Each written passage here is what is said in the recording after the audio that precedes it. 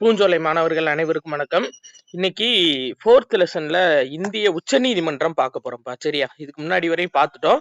இப்ப பார்க்க போறது இந்திய உச்சநீதிமன்றம். சரியா?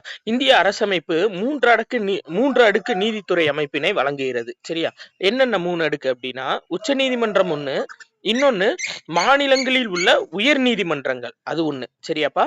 அடுத்து ஒவ்வொரு மாநிலத்திலும் நீதி நீதி மாவட்டங்கள் வாரியாக மாவட்டம் மற்றும் அமர்வு நீதிமன்றங்கள். சரியா? ஃபர்ஸ்ட் உச்ச நீதிமன்றம், அடுத்து உயர் நீதிமன்றம், மாவட்ட மற்றும் அமர்வு நீதிமன்றங்கள்னு 3 பகுதியா பிரிக்கிறாங்க நம்ம நீதித்துறைய. இதுல இந்த அமர்வு நீதிமன்றங்கள் தான் என்ன பண்ணும் அப்படின்னா குற்றவியல் சட்டங்களை விசாரிக்கும். சரியாப்பா? குற்றவியல் சட்டங்களை விசாரிக்கக்கூடியது எது அப்படின்னா அமர்வு நீதிமன்றங்கள். மாவட்ட நீதிமன்றங்கள் சிவில் வழக்குகளை விசாரிக்கும். இது ரொம்ப முக்கியமானது, நம்ம 8th புக்லயே இருக்கு. சரியாப்பா? அடுத்தது பாருங்க, இந்த சார் ஹரிசிங் கௌர், இவரை பத்தி நம்ம போன கிளாஸ்லயே பார்த்துட்டோம். சரியா? சரி, ரைட், ஓகே. அடுத்தது பார்க்கலாம். இந்திய அரசமைப்பு நீதித்துறைக்கு சுதந்திரம் வழங்கியுள்ளது. ஃபர்ஸ்ட் பாயிண்ட், அதாவது ஆட்சித்துறை சட்டமன்றங்களின் தலையீடுகளில் இருந்து நீதித்துறைக்கு சுதந்திரம் அளிக்கப்பட்டுள்ளது. சரியாப்பா? அதாவது ஆட்சியில இருந்து நீதித்துறைக்கு எப்பயுமே சுதந்திரம் அளிக்கப்பட்டிருக்கு. ஆட்சியில எந்த தவறு நடந்தாலும் அதை நீதிமன்றம் கண்டிக்கிறதுக்கு முழு உரிமை இருக்கு. அதைத்தான் சொல்லியிருக்காங்க. உச்ச நீதிமன்றமே அரசமைப்பின் காவலன் ஆகும். இது முக்கியமான பாயிண்ட். சரியாப்பா? அரசமைப்பின் காவலன் யாரு அப்படின்னு சொல்லி கேட்பாங்க. உச்ச நீதிமன்றம். அது போக மாநிலங்களுக்கு இடையே எழும் சிக்கல்களுக்கு தீர்வு காண்பது. இப்போ ஃபார் எக்ஸாம்பிள் நம்ம 262 ஆர்டிகல் இருக்குல்லப்பா, என்ன அப்படின்னா 2 மாநிலங்களுக்கு நடுவுல 6 சார்ந்த பிரச்சனைகள் வந்துச்சு அப்படின்னா அது ஆர்டிகல் 262. அதான் 2 மாநிலங்களுக்கு நடுவுல 6 பிரச்சனைன்னு சொல்லிட்டு, இப்ப நம்மளுக்கும் கர்நாடகாவுக்கும் காவிரி ஆறு பிரச்சனை இருக்கு. இதை விசாரிச்சு தீர்ப்பு கொடுத்தது யாரு ஃபைனலா அப்படின்னா உச்ச நீதிமன்றம் தான். அப்ப இரு மாநிலங்களுக்கு இடையே சிக்கல்கள் இது மட்டும் கிடையாது, எந்த சிக்கல்கள்னாலும் சரி அது தீர்வு காண்பது யாரு அப்படின்னா உச்ச நீதிமன்றம் தான். குற்றவியல் குடிமையல் வழக்குகளில் உயர்ந்தபட்ச மேல்முறையீடு, கடைசியா கொடுக்கிற ஃபைனல் தீர்ப்பு யாருடையது அப்படின்னா உச்ச நீதிமன்றம் தீர்ப்பா தான் இருக்கும். அடுத்து பாருங்க, உச்ச நீதிமன்றம் அமெரிக்க ஐக்கிய நாடுகளில் கூட்டாட்சி அமைப்பு போன்று கூட்டாட்சிக்கு ஒரு நீதிமன்றம், இன்னொரு 2 நீதிமன்றமா இல்லாம ஒரே நீதித்துறை தொகுப்பா இருக்கு. சரியாப்பா? கூட்டாட்சிக்கு 1, மாகாண ஆட்சிக்கு 1 அப்படின்னு சொல்லி அமெரிக்கால நீதிமன்றங்கள் இருக்கும். அப்படி இல்லாம ஒரே நீதிமன்றமா இருக்கு அப்படின்னு சொல்லிட்டு சொல்றாங்க. அடுத்து பாருங்க, இதுல வேற எக்ஸாம் பாயிண்ட் ஆஃப் வியூல இதுதான்ப்பா முக்கியம். என்ன அப்படின்னா, இந்திய கூட்டாட்சி இரட்டையாட்சி அமைப்பு முறையை கொண்டிருந்தாலும் இரட்டை நீதித்துறை அமைப்பை கொண்டிருக்கவில்லை. இந்த நம்மளுக்கு ஏற்கனவே கூற்று காரணத்துல கேட்டிருக்காங்க ஓல்டு கொஸ்டின்ல. சரியாப்பா? உயர் நீதிமன்றங்களும் உச்ச நீதிமன்றங்களும் அரசமைப்பின் கீழ் ஒருங்கிணைந்த நீதித்துறையாக செயல்பட்டு அனைத்து குடிமையியல் மற்றும் குற்றவியல் வழக்குகளை தீர்வு காண்கிறது. சரியாப்பா? அதாவது ஒரு நீதிமன்றம் ஒருங்கிணைந்த நீதிமன்றமா தான் செயல்படுது. சரியா? இப்போ நம்ம பார்த்தோம்ல, அந்ததான் தனியா கூட்டாட்சிக்கு ஒன்றும் அது கூட்டாட்சிக்கு ஒன்றும் இல்ல மாநில ஆட்சிக்கு ஒன்றும் நீதிமன்றம் தனியா கிடையாது. இப்போ உயர் நீதிமன்றம் மாநில அரசுக்கு சப்போர்ட் பண்ணியும் உச்ச நீதிமன்றம் ஒன்றிய அரசுக்கு சப்போர்ட் பண்ணியும் அப்படிமா இருக்கு இல்ல, ஒரே நீதிமன்றம் ஒரே இதா தான் இருக்கு அப்படின்ற மாதிரி சொல்லியிருப்பாங்க. இதை சொன்னது யார் அப்படின்னா டாக்டர் BR அம்பேத்கர். இந்த பாக்ஸ்குள்ள இருந்து ஏற்கனவே கொஸ்டின் வந்திருக்கு, அதனால இதை தெளிவா படிச்சுக்கங்க. சரியாப்பா? அடுத்தது என்ன கொடுத்திருக்காங்க அப்படின்னா உச்ச நீதிமன்றத்தின் அதிகார வரம்பும் அதிகாரங்களும். சரியா? உச்ச நீதிமன்றமே அசல், மேல்முறையீட்டு மற்றும் ஆலோசனை வழங்குதல் என 3 அதிகார வரம்புகளை கொண்டுள்ளது. அப்போ உச்ச நீதிமன்றத்துக்குள்ள அதிகார வரம்பு எத்தனை அப்படின்னா 3. 1 அசல் வரம்பு, மேல்முறையீட்டு வரம்பு, ஆலோசனை வரம்பு. சரியாப்பா? அவங்க விசாரிக்கிற கேஸ் எல்லாமே அசல் வரம்பு. உயர் நீதிமன்றத்திலிருந்து நம்ம மேல்முறையீட்டுக்கு எடுத்துட்டு போறது மேல்முறையீட்டு வரம்பு. ஆலோசனை வரம்பு அப்படின்னா குடியரசுத் தலைவருக்கு தேவைப்பட்டா உச்ச நீதிமன்றம் ஆலோசனை கொடுப்பாங்க, அது ஆலோசனை வரம்பு. அப்ப 3 வரம்புகளா செயல்படுது. அப்போ நம்ம இதுல நீதித்துறை எத்தனை இதா செயல்படுதுன்னா அது 3 பகுதிகளா தான். அது போக வரம்புகள், உச்ச நீதிமன்றத்தோட வரம்புகள் எத்தனைன்னா அது 3 தான். சரியா? சரி, அதே தான் உள்ள கதையா கொடுத்திருப்பாங்க. நம்ம எக்ஸாம் பாயிண்ட் ஆஃப் வியூல மட்டும் பாத்துருவோம். சரியாப்பா?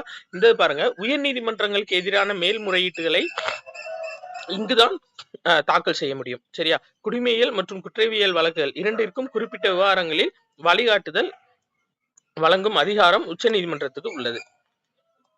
அப்படியே ஃபுல் அண்ட் ஃபுல் இது கதை தான்ப்பா. நம்ம எக்ஸாம் பாயிண்ட் ஆஃப் வியூல மட்டும் பார்த்துருவோம். இத பாருங்க. என்ன சொல்லியிருக்காங்க அப்படின்னா, 10 ஆண்டுகளுக்கும் அதிகமாக அ வழக் வழக்குகள் அதிகம் தேக்கமடைந்துள்ள மாநிலங்களில் மாவட்ட மற்றும் துணை நீதிமன்றங்களில் மட்டும் 8 கோடி வழக்குகளை நிலுவையாக கொண்டு உத்தரப்பிரதேச மாநிலம் முதல் இடத்தில் உள்ளது அப்படின்னு சொல்லி குடுத்திருக்காங்க. சரியா? ஆனா இங்க கொஞ்சம் டிஃபரெண்ட்டா இருக்கும். அதுக்கு ஆப்போசிட்டா இருக்கும். என்ன அப்படின்னா, மேல பாருங்களேன். இந்த இதுல பாருங்க. தேசிய நீதித்துறை தகவல் அமைப்பின்படி நாடு முழுவதும் மாவட்ட மற்றும் துணை நீதிமன்றங்களில் 2.91 கோடி வழக்குகள் தேக்கமடைந்துள்ளன அப்படின்னு சொல்லி கொடுத்திருக்காங்க. ஆனா இங்க உத்தரப்பிரதேசத்துல மட்டும் 8 கோடின்னு சொல்லி கொடுத்திருப்பாங்க. சரியா? ஆனா இது ரெண்டும் நம்மளுக்கு கான்ட்ராவர்சியா இருக்கும். ஆக்சுவலா 8 லட்சம்னு வர வேண்டியது இவங்க 8 கோடின்னு கொடுத்துட்டாங்க. சரியாப்பா? வேற ஒண்ணும் கிடையாது. நீங்க இதை ஞாபகம் வச்சுக்கோங்க. இது நீங்க நோட்ஸ் எடுத்துக்கோங்க. 8 லட்சம்னே பிராக்கெட்ல போட்டுக்கோங்க. நம்ம பின்னாடி பாத்துக்கலாம். சரியா? இவங்க தப்பா கொடுத்திருக்காங்க. ரிவைஸ்டு எடிஷன்லயும் இதே மிஸ்டேக் தான் இருக்கு. Right, okay. அடுத்து பாருங்க. இல்ல எக்ஸாம் பாயிண்ட் ஆஃப் வியூல பார்க்க வேண்டியது இதான்ப்பா. அதாவது அதிகமாக வழக்குகள் தேக்கமடைந்துள்ள மாநிலங்கள் எது எது அப்படின்னா, முதல் இடத்துல உத்தரப்பிரதேசம் இருக்கு, 2வது இடத்துல பீகார் 3 லட்சம் வழக்குகளோட இருக்கு, 3வது இடத்துல வந்து மகாராஷ்டிரா மாநிலம் 2 லட்சம் இருக்கு. அப்ப வந்து உத்தரப்பிரதேசம் வந்து 8 லட்சம் தான். கரெக்டா? அவங்க தப்பா கொடுத்திருக்காங்க. சரியாப்பா? அப்ப அதிக வழக்குகள் தேக்கம் அடைந்ததுல முதல் இடத்துல இருக்கக்கூடியது எது அப்படின்னா உத்தரப்பிரதேச மாநிலம், 2வது இடத்துல பீகார், 3வது இடத்துல மகாராஷ்டிரா. அதே மாதிரி வழக்குகள் குறைவாக உள்ள மாநிலங்கள் எது எதுன்னு சொல்லி பாத்தீங்கன்னா சிக்கிம்பா. 2 வழக்குகள் மட்டும்தான் நிலுவையில இருக்கு. ஆனா அந்தமான் நிக்கோபார்ல வந்து அதுவும் கிடையாது. ஒரு வழக்கு கூட இன்ன வரையும் நிலுவையில இல்ல. சரியா? ரைட். ஃபுல்லா அப்படியே நோட்ஸ் எடுத்துக்கோங்க. ரொம்ப ரொம்ப முக்கியம். நம்ம 12th டெஸ்ட் போடும்போது 12th புக் வரும்போது உங்களுக்கு இது யூஸ்ஃபுல்லா இருக்கும். சரியா? இந்த வடிவேலுக்கு ஒரு படத்துல அவங்க தாத்தா பெட்டி ஒண்ணு கொடுத்து விடுவாரு. இந்த பெட்டியை வச்சுக்க, நீ உனக்கு கஷ்டம்னு வர நேரம் இதை திறந்து பாரு, உனக்கு யூஸ்ஃபுல்லா இருக்குன்னு வரல. அந்த மாதிரி இப்ப நம்ம போடுற பிளேலிஸ்ட்டை சேவ் பண்ணி வச்சுக்கோங்க. அடைமானா ஒரு 2 வாரத்துல டெஸ்ட்டுக்கு நம்மளுக்கு 12th புக் வந்துடும். அப்ப வந்து உங்களுக்கு இது யூஸ்ஃபுல்லா இருக்கும். சரியாப்பா? Right, okay. குடியரசுத் தலைவர் உச்சநீதிமன்றத்திடம் எந்த ஒரு சட்ட விவகாரம் குறித்தும் ஆலோசனை கேட்டு அணுக முடியும். நம்ம பார்த்தோம்லப்பா. இப்ப கூட சொன்னாங்கல்ல, ஒரே நாடு ஒரே தேர்தலுக்கு நிறைய எக்ஸ்பிளனேஷன் கேட்டிருந்தாங்க. அது போக ஆர்டிகல் 142 படி உச்ச நீதிமன்றம் ஒரு தீர்ப்பு கொடுத்துருக்கோம். ஆளுநர் பெண்டிங்ல வச்சிருக்க எல்லாமே வந்து இனிமே சட்டமாயிடுச்சு அப்படின்னு தீர்ப்பு கொடுத்துருக்கோம். அதுக்கு குடியரசுத் தலைவர் விளக்கம் கேட்டு அனுப்பியிருப்பாங்க. இது என்ன அப்படின்னா உச்ச நீதிமன்றத்தோட ஆலோசனை அதிகார வரம்புக்கு கீழே வரக்கூடியது. சரி, அடுத்தது பாருங்க. உச்ச நீதிமன்றம் அமைப்பு. சரியாப்பா? உச்ச நீதிமன்றம் அமைப்பு அத்தியாயம் 5(4) மூலம் நிறுவப்பட்டுள்ளதுன்னு கொடுத்திருப்பாங்க. அரசமைப்பு உறுப்பு 124 இருந்து 147 வரை. இதான் முக்கியம். சரியாப்பா? நம்மளுக்கு உச்ச நீதிமன்றம் எடுத்துக்கிட்டா 124 இருந்து 147 வரை. ஆக்சுவலா இப்படி ஞாபகம் வச்சுக்கோங்க. 24 மணி நேரமும் தீர்ப்பு கொடுத்துக்கிட்டு இருப்பாங்க உச்ச நீதிமன்றம். அப்ப ஒரு வழக்குக்கு 24 மணி நேரமும் தீர்ப்பு கொடுப்பாங்க அப்படின்னா அது உச்ச நீதிமன்றம் தான். அப்ப 124 to 147 வரை. சரியா? அடுத்து 2008ஆம் ஆண்டில் உச்ச நீதிமன்ற நீதிபதிகளின் எண்ணிக்கை 30. அது அதிகரித்து 2019ல 34 நீதிபதிகள் தலைமை நீதிபதி உட்பட. இது ரொம்ப முக்கியம்ப்பா. இப்ப 2025 வரை இந்த அமௌண்ட் தான். சரியா? அப்ப 2025 வரையுமே மொத்தம் தலைமை நீதிபதி உட்பட எத்தனை நீதிபதிகள் அப்படின்னா 34 நீதிபதிகள் இருக்காங்க. சரியா? அவங்க அதாவது ரிட்டையர்மெண்ட் ஆகிட்டே இருப்பாங்க. ஒரு சில நேரம் 33, 32 இருப்பாங்க. ஆனா எத்தனை நீதிபதிகள் வரை இன்க்ரீஸ் பண்ணிக்கலாம் அப்படின்னா 34 நீதிபதிகள் வரை தலைமை நீதிபதி உட்பட. சரியாப்பா? அடுத்து பாருங்க. உச்ச நீதிமன்ற நீதிபதியை நியமிக்கிறதுக்கு ஒரு கொலிஜியம் வந்து இருப்பாங்க அப்படின்னு சொல்லுவாங்க. நான் ஏற்கனவே கொஸ்டின் எக்ஸ்பிளனேஷன்ல உங்களுக்கு சொல்லியிருந்தேன். கொலிஜியம் அப்படின்னா என்னப்பா? ஒரு தலைமை நீதிபதி இருப்பாரு. அவருக்கு கீழே 4 மூத்த நீதிபதிகள் இருப்பாங்க. இவங்கெல்லாம் சேர்ந்துதான் இவரைத்தான் நீதிபதியா நியமிக்கலாம் அப்படின்னு சொல்லி குடியரசுத் தலைவர்கிட்ட எழுதி கொடுப்பாங்க. சோ குடியரசுத் தலைவர் நியமிப்பாரு. இதுதான் என்ன அப்படின்னா கொலிஜியம் முறை. சரியாப்பா? அப்ப கொலிஜியம்னா என்னன்னு கேட்பாங்க. கொலிஜியம்ன்றது ஒரு தலைமை நீதிபதி பிளஸ் 4 மூத்த நீதிபதிகள் சேர்ந்ததான் கொலிஜியம். சரியாப்பா? அடுத்து பாருங்க. அதேதான். இப்ப நான் சொன்ன கான்செப்ட் தான் உள்ள ஃபுல்லா கொடுத்திருப்பாங்க. சரியாப்பா? இவர் எத்தனை வயசு வரை பதவியில் இருக்கலாம்னா 65 வயது வரை. ஒரு உச்ச நீதிமன்ற நீதிபதி அப்படின்றவங்க 65 வயசு வரை பதவியில இருக்கலாம். இதுவே உயர் நீதிமன்ற நீதிபதினா 62 வயது. சரியாப்பா? அடுத்தது பாருங்க. இப்போ ஒருத்தர் வந்து அதாவது உச்ச நீதிமன்ற நீதிபதி ஒருத்தர் பதவி விலகணும் அப்படின்னு நினைச்சாருன்னா அவரோட பதவி விலகல் கடிதத்தை யார்கிட்ட கொடுக்கணும்னா குடியரசுத் தலைவர்கிட்ட கொடுக்கணும். அதாவது சரியாப்பா?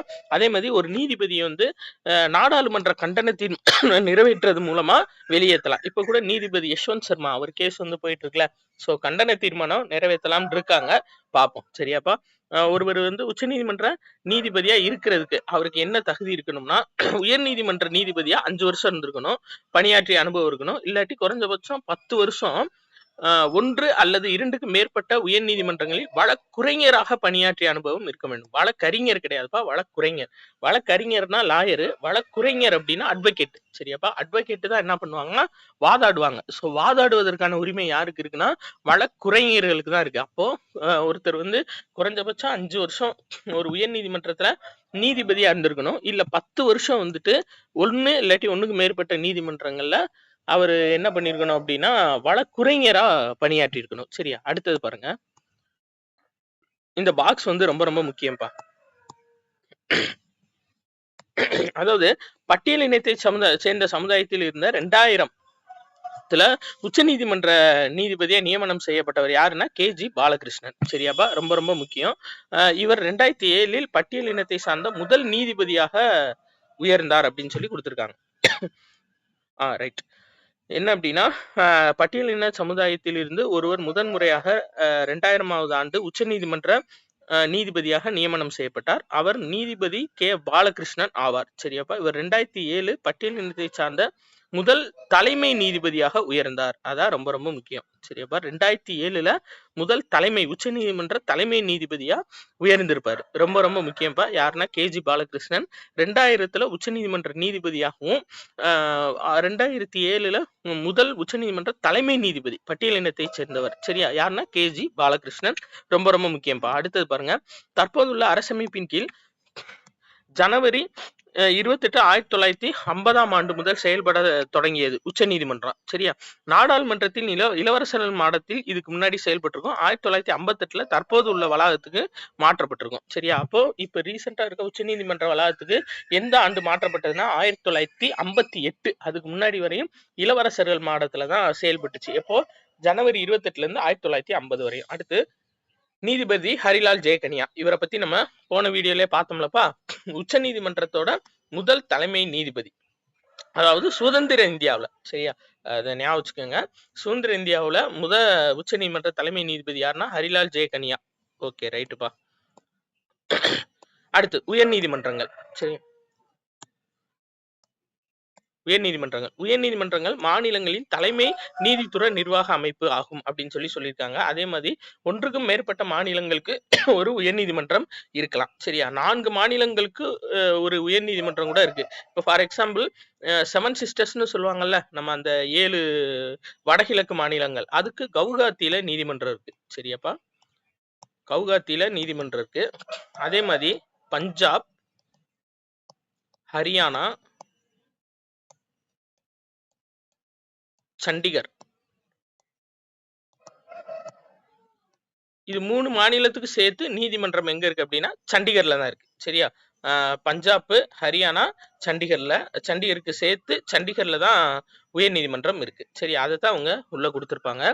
அதே மாதிரி டெல்லி மட்டுமே தனக்கான உயர் நீதிமன்றத்தை கொண்டுள்ளது. அதாவது யூனியன் பிரதேசங்களை பொறுத்தவரை பக்கத்துல எந்த மாநிலங்கள் இருக்கோ அதுக்கு வந்து உயர் நீதிமன்றத்தை அட்டாச் பண்ணிடுவாங்க. ஆனா ஒரு யூனியன் பிரதேசம் தனியா வந்து தனக்கான உயர் நீதிமன்றத்தை கொண்டுள்ளது எது அப்படின்னா டெல்லி தான். டெல்லி மட்டும்தான் தனக்குன்னு ஒரு உயர் நீதிமன்றத்தை கொண்டுள்ளது. சரியா? அடுத்தது பாருங்க, ஃபுல்லா கதை தான்ப்பா, முக்கியமானது மட்டும் பாத்துக்குவோம். சரியா? அடுத்து உச்ச நீதிமன்றத்தின் தலைமை நீதிபதி மாநிலத்தின் ஆளுநர் ஆகியோரை கலந்தாலோசித்து குடியரசுத் தலைவர் உயர்நீதிமன்ற நீதிபதிகளை நியமனம் செய்கிறார். சரியா? உயர்நீதிமன்றத்தின் நீதிபதிகளை நியமனம் செய்யறதுக்கு உச்ச நீதிமன்ற தலைமை நீதிபதியோட கன்சல்டேஷன் பண்ணிக்குவாரு. அது போக மாநிலத்தோட ஆளுநரை கலந்து ஆலோசித்து குடியரசுத் தலைவர் நியமனம் செய்கிறார். ஆக்சுவலா இதை நியமனம் பண்றவங்க யாருன்னா கொலிஜியம். ஒரு தலைமை நீதிபதி, 4 மூத்த நீதிபதிகள் இருப்பாங்கல்ல, அவங்கதான் வந்து எழுதி கொடுப்பாங்க. அதுபடி குடியரசுத் தலைவர் வந்து ஆளுநர்கிட்ட ஒரு வார்த்தை கலந்து ஆலோசிச்சுட்டு நியமனம் செஞ்சிருவார். சரியாப்பா? அடுத்து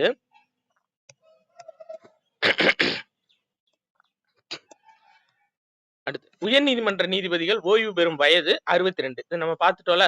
அதே மாதிரி அவரும் அதேதான்ப்பா. 10 ஆண்டுகள் நீதித்துறையில் பணிபுரிந்திருக்க வேண்டும் அல்லது 10 ஆண்டுகள் உயர் நீதிமன்ற வழக்கறிஞராக பணியாற்றி இருக்க வேண்டும். யார் இதுல பெஸ்டா இருக்காங்களோ அவங்களதான் வந்து பாத்தீங்க அப்படின்னா அந்த கொலிஜியம் வந்து பரிந்துரை பண்ணுவாங்க. ஒண்ணு 10 ஆண்டுகள் நீதித்துறையில இருந்திருக்கணும், இல்ல 10 வருஷம் வழக்குரைஞர் சாரிப்பா, வழக்கறிஞராக பணியாற்றி இருக்க வேண்டும். எங்க அப்படின்னா உயர்நீதிமன்றத்துல. வழக்குரைஞர், வழக்கறிஞர் 2மாவும் இருக்கலாம். சரியா? Right, okay. அடுத்து மன்றம் அவைகளின் மீது நேரடியாக நிர்வாக கட்டுப்பாடு எதுவும் கொண்டிருக்கவில்லை அப்படின்னு சொல்லியிருக்காருங்க. அவை எந்த விதத்திலும் சட்டமன்றத்திலோ அல்லது மாநில துறையாலோ கட்டுப்படுத்தப்படுவதில்லை. இதுதான் மெயின். சரியா? எப்பயுமே ஆட்சித்துறை தனியா, நீதித்துறை தனியா பிரிச்சுதான் இருக்கும் நம்ம இதுல. ஆட்சித்துறையில எது தவறு செஞ்சா அதை நீதித்துறை வந்து கண்டிக்கலாம். எப்பயுமே ஆட்சித்துறையோட கைகள்ல நீதித்துறை இல்ல. அந்த மாதிரிதான் வந்து நம்மளோட நீதித்துறை பிக்ஸ் பண்ணியிருப்பாங்க. சரியாப்பா? உயர்நீதிமன்றங்களுக்கு கூட அடிப்படை உரிமைகள் தொடர்புடைய வழக்குகளில் நீதி பேராணை வழங்கும் அதிகாரம் உள்ளது. 226 ஆர்டிகல். சரியா? ரைட். அடிப்படை உரிமைகளை பாதுகாப்பு சட்டவழி தீர்வுகள். உச்சநீதிமன்றம் மற்றும் உயர்நீதிமன்றம் பேராணைகள் இடைக்கால உத்தரவு. உச்சநீதிமன்றம் 32, உயர்நீதிமன்றங்கள் 226 நம்ம பார்த்தோம்லப்பா. சரி, ரைட்டு. இல்ல நீதி பேராணை கொடுத்திருக்காங்க. இத அப்படியே பார்த்துருவோம். ஆட்கொணர்வு நீதி பேராணை. ஃபர்ஸ்ட், ஒருத்தர் வந்து விரோதமா கைது செய்யப்பட்டிருக்காரு அப்படின்னா அவர் வந்து நீதிமன்றத்துல 24 மணி நேரத்துக்குள்ள ஆஜர்படுத்தணும்னு சொல்லக்கூடியது ஆட்கொணர்வு நீதி பேராணை. அடுத்து தடையுறுத்தும் நீதி பேராணைன்னா என்னப்பா? அதாவது இந்த பேராணை சட்டப்படி இயங்கும் சட்டத்திற்கு புறம்பான நடவடிக்கைகளை தடுப்பதற்கு கொண்டு வந்தது இந்த நெறியுறுத்தும் நீதி பேராணை. இதன் பொருள் எந்த ஒரு அதிகாரம் கொண்டவரையும் அவற்றின் சட்டப்பூர்வ கடமையை செய்யுமாறு உத்தரவிடுவது. சரியாப்பா? யாரும் வந்து இப்ப அரசு அதிகாரிகளோ இல்ல வேற ஒரு இடத்துலயோ வந்துட்டு அவங்களுக்கான வேலையை செய்யல அப்படின்னா இந்த நெறியுறுத்தும் நீதி பேராணை கோர்ட் மூலியமா வாங்கிட்டு போய் அதை செயல்படுத்தலாம். ஃபார் எக்ஸாம்பிள், நீங்க கூட ஏதாச்சும் இந்த கோர்ட் கேஸ் அந்த மாதிரி போனோம் அப்படின்னா நீங்க கோர்ட் ஆர்டர் வாங்கிட்டு வாங்க, நாங்க எஃப்ஐஆர் போடுறோம் அப்படின்ற மாதிரி சொல்லுவாங்க. அந்த கோர்ட் ஆர்டர்னா என்னன்னா இந்த வேலையை செய்ய சொல்லி நெறியுறுத்த சொல்லி ஒரு ஆர்டர் வழங்குறது தான் அந்த கோர்ட் ஆர்டர். அதுதான் இந்த நெறியுறுத்தும் நீதி பேராணை. அடுத்து பாருங்க, தடை நீதி பேராணை அப்படின்னா உயர்மட்ட நீதிமன்றங்கள் தன்னோட கீழ்நிலை நீதிமன்றங்கள் அதிகார வரம்பை தாண்டி செயல்படுறத தடுக்கிறது. இப்போ ஃபார் எக்ஸாம்பிள், நீட் எக்ஸாம் வேணும் அப்படின்னு சொல்லி ராஜஸ்தான் உயர் நீதிமன்ற தீர்ப்பு கொடுத்தாங்க. நீட் எக்ஸாம் வேணாம் அப்படின்னு சொல்லிட்டு நம்ம மதராஸ் உயர் நீதிமன்றம் வந்து தீர்ப்பு கொடுத்தாங்க. சரியா?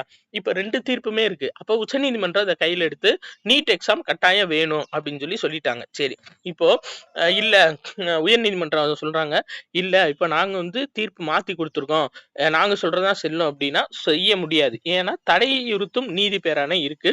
அப்ப கீழமை நீதிமன்றங்கள் வந்து மேல் நீதிமன்றங்கள் உத்தரவை தாண்டி செயல்படக்கூடாது அப்படின்னு சொல்லி இருக்கிறதா அந்த தடையுறுத்தும் நீதி பேராணை. அடுத்து பாருங்க, தகுதி முறை வினவும் நீதி பேராணை. என்னன்னா பணி சான்றிதழ் அடிப்படை, அதாவது ஒரு அரசு அதிகாரி இருந்தாரு அப்படின்னா அவர் எந்த அடிப்படையில அவர் வந்துட்டு இந்த இடத்துல இருக்காரு, அவரோட பதவியில இருக்காரு அப்படின்றத வினவுறதுதான் என்ன அப்படின்னா தகுதி முறை வினவும் பேராணை. சரியாப்பா? இது இப்ப நான் சொல்ற எக்ஸ்பிளனேஷன் அவ்வளவுதான். இதுதான் சிம்பிளானது. இதுதான் உள்ள நிறைய கொடுத்திருப்பாங்க. அடுத்து விளக்கம் கோரும் நீதி பேராணை. என்னன்னா பொது அலுவலில் சட்டப்பூர்வ நிலையை ஒருவர் எதன் அடிப்படையில் அல்லது அதிகார அமைப்பின் அடிப்படையில் அமர்த்தப்பட்டார். இந்த ஒரு நிமிஷம்ங்க, இந்த இது பார்த்துருவோம். இதுக்கு டிஃபரன்ஸ் பார்த்துருவோம். பணி சான்றிதழ் அடிப்படையில் இதன் பொருள் ஒரு நபர் அரசு அலுவலக பதவியில் எந்த தகுதியின் அடிப்படையில் அமர்ந்திருக்கிறார் அப்படின்றத இது பண்றது தகுதி முறை வினவும் பேராணை. சரியாப்பா? இதுவே பாருங்க,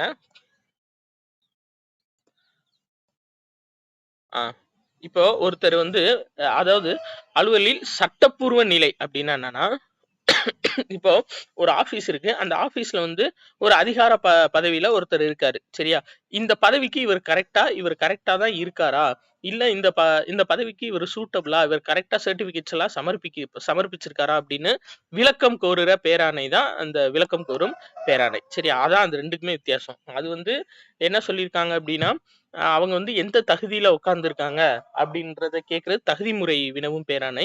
இதுல வந்து என்னன்னா இப்போ ஒருத்தர் ஃபார் எக்ஸாம்பிள் முனிசிபாலிட்டி கமிஷனராகவே இருக்காரு அப்படின்னா அவர் முனிசிபாலிட்டி கமிஷனருக்கு கரெக்டான ஆளா, கரெக்டான எக்ஸாம் எழுதி தான் வந்திருக்காரா, சர்டிபிகேட்ஸ் எல்லாம் கரெக்டா சமர்ப்பிச்சிருக்காரா, இவரோட ஒர்க் எல்லாம் கரெக்டா பாக்குறாரா அப்படின்றத கேட்கறது தான் இந்த விளக்கம் கோரும் பேராணை. சரியாப்பா? அதான் ஆர்டிகிள் 226. சரியா? புக்ல 266 தப்பா பிரிண்ட் ஆயிருக்கும்.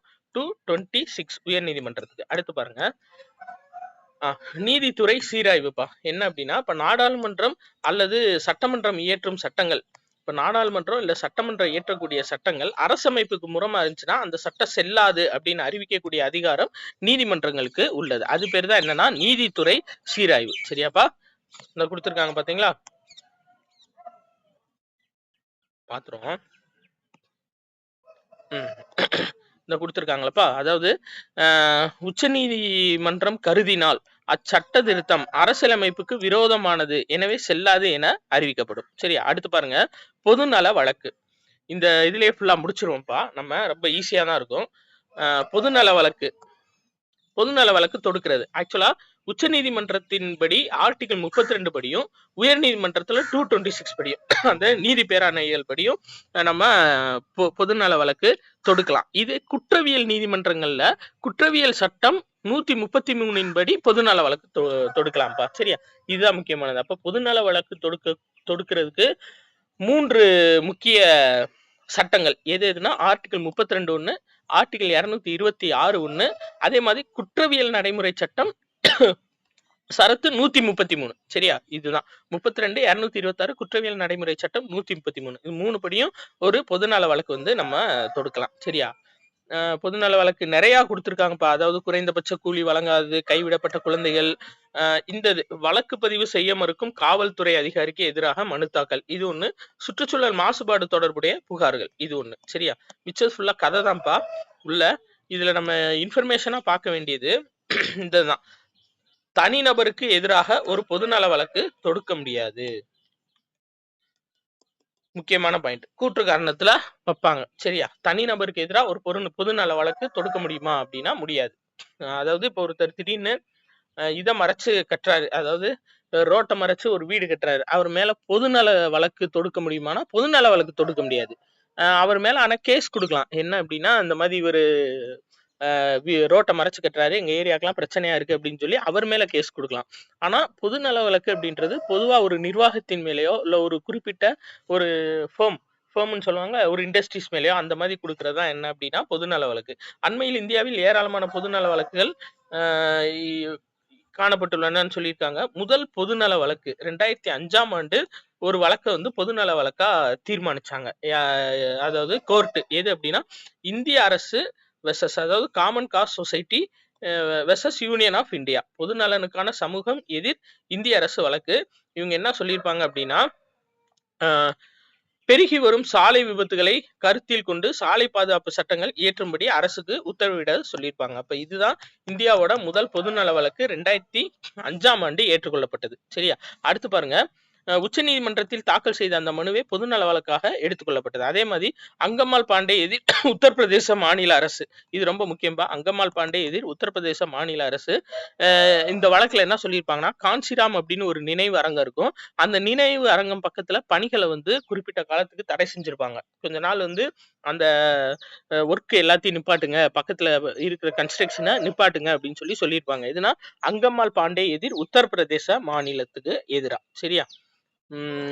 வேற இந்ததுப்பா, இது ஒரு சில முக்கியமான ஒரு 4 கேஸ் இருக்குப்பா. அதை வந்து நம்ம தெளிவா பார்த்துடணும்.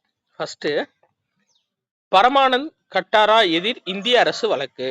இந்த பரமானந்த் கட்டாரா எதிர் இந்திய அரசு வழக்கு என்ன சொல்லியிருப்பாங்க அப்படின்னா, இப்போ ஒருத்தர் ஆக்சிடென்ட் ஆகி காயமடைஞ்ச நிலையில ஹாஸ்பிட்டலுக்கு வரும்போது அவருக்கு வந்துட்டு இந்த மாதிரி நீங்க போலீஸ்ட கேஸ் வாங்கிட்டு வாங்க, கேஸ் ஃபைல் பண்ணா தான் நாங்க பார்க்க முடியும் அப்படின்லாம் சொல்லக்கூடாது. ஒருத்தவங்க காயப்பட்டு வந்துட்டாவே அவங்களுக்கு உடனடியா ட்ரீட்மெண்ட் கொடுக்கணும் அப்படின்னு சொல்லக்கூடியது இந்த பரமானந்த் கட்டாரா வழக்கு. காயமடைந்த எந்த ஒரு குடிமகனுக்கும் வழக்கமான நடைமுறையை காரணம் காட்டி காத்திருக்க வைக்காமல் மருத்துவ உதவியை செய்ய வேண்டும் சொல்றது பரமானந்த் கட்டாரா கேஸ்பா. அப்ப அதாவது அடிபட்டு வந்தோடனே கட்டு போடணும் அப்படின்னு சொல்லியிருக்காரு. அதான் அதனாலதான் கட்டாரா அப்படின்னு சொல்லி பேர் வச்சிருக்காங்க. சரியா? அப்போ பரமானந்த் கட்டாரா கேஸ் என்ன அப்படின்னா, ஒருத்தவங்க வந்து ஒரு குடிமகன் வந்து காயமடைஞ்சு வந்தாங்கன்னா வழக்கமான காரணம் காட்டி அவங்கள வந்து நிப்பாட்டக்கூடாது அப்படின்னு சொல்றது. சரியா? இந்த பாக்ஸ் பார்ப்போம். இதுல இன்னொரு ஒரு முக்கியமான கேஸ் இருக்கும்பா. என்ன அப்படின்னா, இந்த பகவான் தாஸ் வழக்கு. சரியா? இந்த பகவான் தாஸ் வழக்கு என்ன சொல்லும் அப்படின்னா, இவர் வந்து ஒருத்தங்களை வந்து ஆணவ கொலை பண்ணியிருப்பாரு இந்த பகவான் தாஸ் அப்படின்றது. சோ இவருக்கு வந்து உச்ச நீதிமன்றம் தூக்கு தண்டனை கொடுத்துருக்கும். அப்ப இவர் என்ன சொல்லியிருப்பாரு அப்படின்னா, ஆர்டிகிள் 21, சரியா? ஆர்டிகிள் 21 படி உயிருக்கும் உடைமைக்கும் ஒரு பாதுகாப்பு இருக்கு நம்ம இந்தியால. நம்ம இந்தியாவை பொறுத்தவரை யாரோட உயிரையும் எடுக்கிறது யாருக்குமே வந்து உரிமை கிடையாது. அது வந்து சட்டப்படி குற்றம். அப்படி இருக்கும்போது எப்படி கோர்ட்டே என்னோட உயிரை எடுக்க முடியும்? நீங்க எப்படி எனக்கு தூக்கு தண்டனை கொடுக்க முடியும்? அது தவறு இல்லையா அப்படின்ற மாதிரி சொல்லியிருப்பாரு. ஸோ இந்த கேஸ் வந்து ரொம்ப ஃபேமஸ் ஆயிரும். ஏன்னா அவரு கேட்டது கரெக்ட் தான். இந்தியால யாரோட உயிரையும் யாரையும் எடுக்கிறதுக்கு உரிமை இல்ல. ஆனா எப்படி நீங்க என் உயிரை எடுக்கலாம் அப்படின்னு சொல்லி இப்போ ஒருத்தர் வந்து கொலை பண்ணிட்டேன். அதுக்காக தான் நான் ஜெயிலுக்குள்ள இருக்கேன். அப்ப நீங்க என்னைய கொலை பண்ணா அது குற்றம் இல்லையா அப்படின்ற மாதிரி கேட்டிருப்பாரு.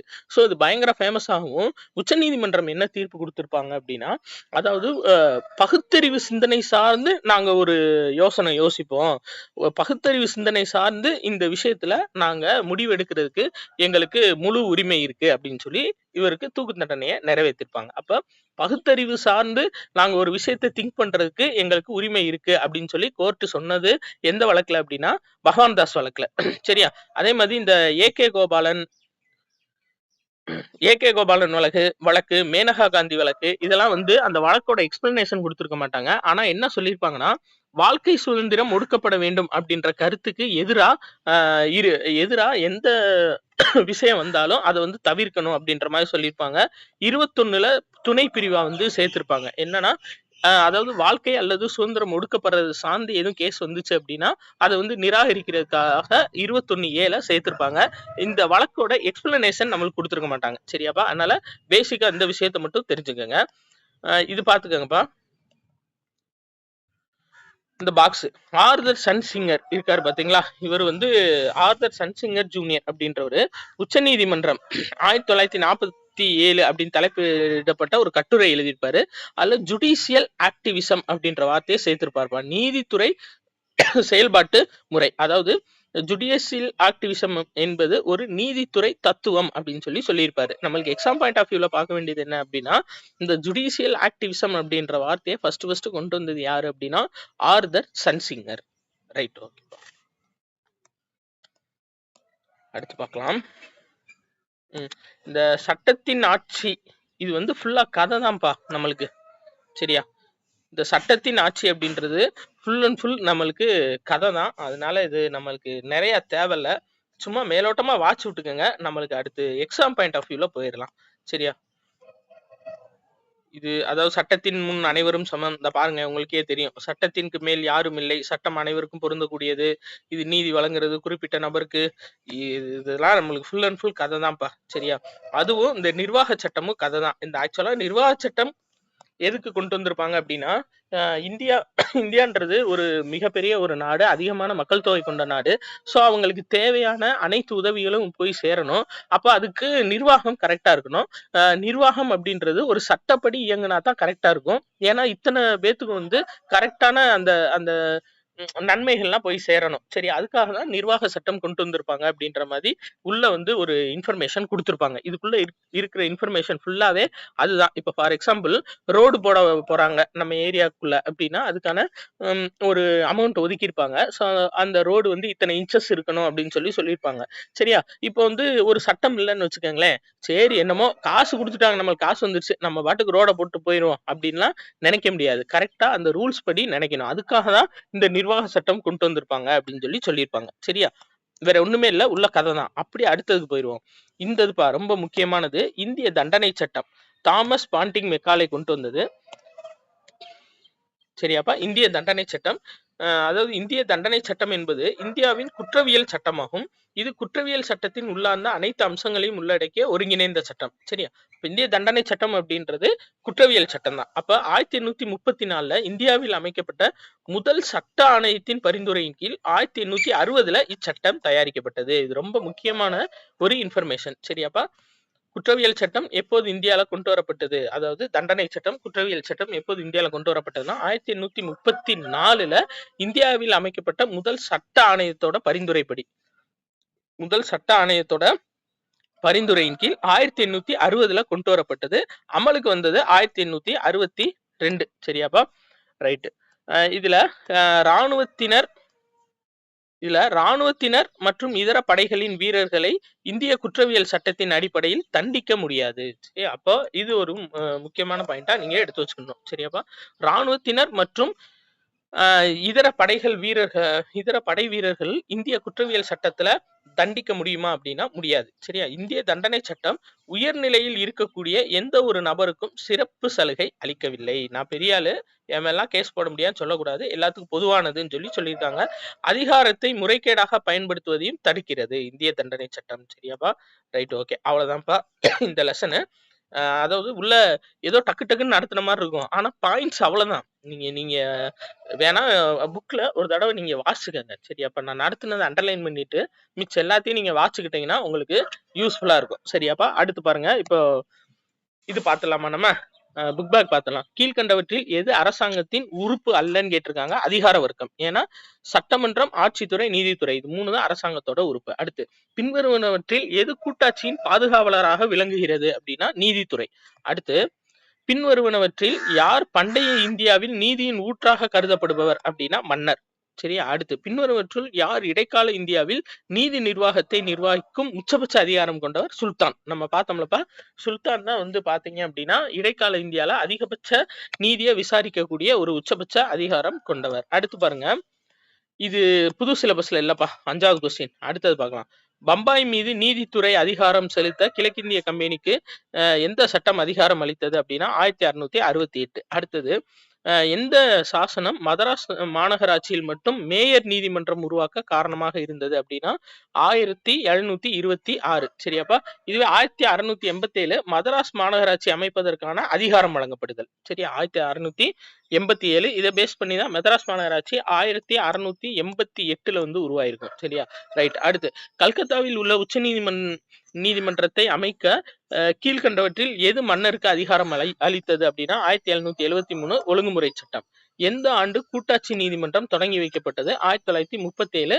ஆக்சுவலா 1935 சட்டத்தின்படி 1937 கூட்டாட்சி முறை துவங்கப்பட்டது. கூட்டாட்சி முறை நீதிமன்றம். அடுத்து கீழ்கண்டவற்றில் எந்த கோட்பாடு மாறி வரும் காலங்கள் சட்டத்தின் நோக்கங்களையும் கணக்கில் எடுத்துக்கொள்கிறது அப்படின்னா நீதித்துறை செயல்பாட்டு முறை. சரியா? இந்த நீதித்துறை செயல்பாட்டு முறை ஜுடிஷியல் ஆக்டிவிசம் அப்படின்றதுல தான் ஆதர் சன்சிங்கர் வந்து இந்த வார்த்தையை சொல்லியிருப்பாரு. சரியா? மாறி வரும் காலங்களில் சட்டத்தின் நோக்கங்களையும் கணக்கில் எடுத்துக்கொள்கிறது அப்படின்னு சொல்லிட்டு. சரியாப்பா? அடுத்து பாருங்க, பின்வருவற்றுள் இந்தியாவில் ஒரு மாற்று தகராறு முறைமை எது அப்படின்னா லோக் அதாலத். அடுத்து பின்வரும் கூற்றுகளில் எது உயர்நீதிமன்றங்களுக்கு நீதி பேராணைகளை பிறப்பிக்க அதிகாரம் அளிக்கிறதுனா உறுப்பு 226, உச்ச நீதிமன்றத்துக்கு 32. அதே மாதிரி பொதுநல வழக்கு வெளியிடுறதுக்கு குற்றவியல் சட்டம் 133 படி நம்ம பொதுநல வழக்குக்கு ஒரு இதை வந்து ஒரு பொதுநல வழக்குக்கு நம்ம சப்மிட் பண்றதுக்கு குற்றவியல் சட்டத்துக்கான சரத்து எது அப்படின்னா ஆர்டிகல் 133. சரி, ரைட், ஓகேப்பா. 4வது லெசன் முடிஞ்சு. ஸோ அடுத்த வீடியோல நம்ம 5வது லெசன் பார்க்கலாம். பிடிச்சிருந்துச்சு அப்படின்னா இந்த வீடியோவை கண்டிப்பா உங்க ஃப்ரெண்ட்ஸ் எல்லாத்துக்கும் ஷேர் பண்ண சொல்லுங்கப்பா. கண்டிப்பா நம்ம சேனலை சப்ஸ்கிரைப் பண்ண சொல்லுங்க. நன்றி.